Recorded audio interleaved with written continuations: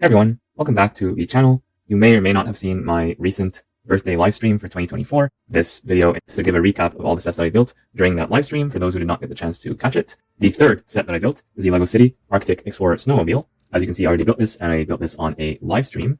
So let's take a quick recap of that and the build experience without the instructions.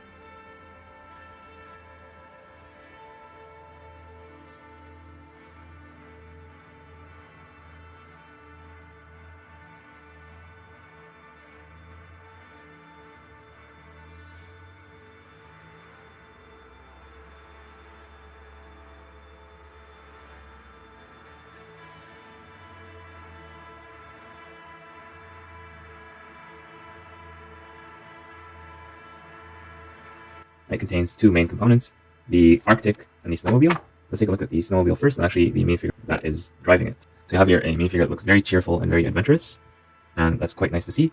The color scheme looks really nice to me with the orange, the light azure, and the dark blue. It's a really nice combo. If you look closely, she has freckles on her face. It's a little bit hard to see unless you're seeing that in person. I'm trying to lower the brightness here to make it more visible, but in person you can see the freckles a lot better. She has a nice smile. Her eyebrows are well done as well, better than a lot of other LEGO minifigures in the past. And she also has an alternative expression when she's aiming at the camera or winking at one of the animals that are included in the set. Here's what that looks like, framed by the hairpiece, which is dual molded between dark blue and dark orange. So dark blue for the cap and dark orange for the hair itself. And here's a look at the back printing, which is nice to get.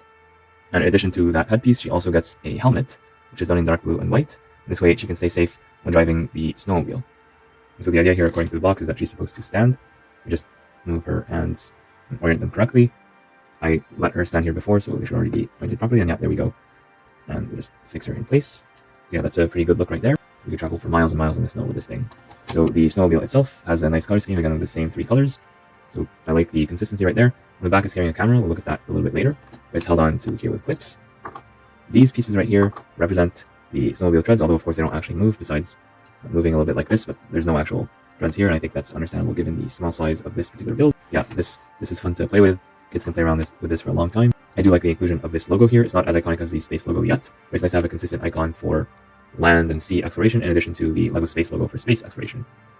And I showed this, but I didn't mention it before, but the backpack is dual molded between dark blue and medium azure, so that's nice to see. And I appreciate the attention to detail in the snowmobile, so we got here things like headlights, which are very important, as well as this wind shield or wind screen piece done with these transparent light blue pieces right here. Of course, it doesn't really cover the figure, but it's the thought that counts, and I appreciate that they spent a little bit of time to get the details right.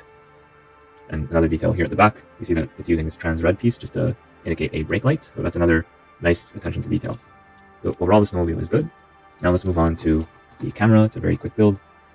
I was supposed to put this viewfinder on the other side, but this is the way I originally built it in the live stream. There's some nice part usage here with the telephone piece used to act as a handle.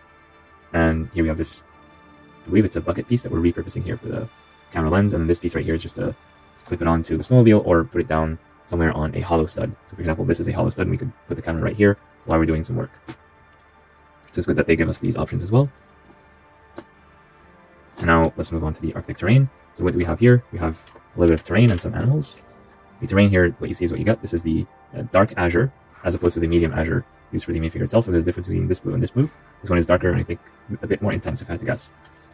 Yeah, we have a few transparent pieces to really seal the deal that this is frozen solid and is the proper environment for seals to be. I don't know why this fish is green, but they include this fish. Maybe the snowmobile expert or driver, maybe the snowmobile driver brought this fish with them so that the seals can eat it, or maybe it's something that occurred naturally and now it's exiting the waters, and the parent seal, probably the mommy, is going to get this thing and feed it to her baby.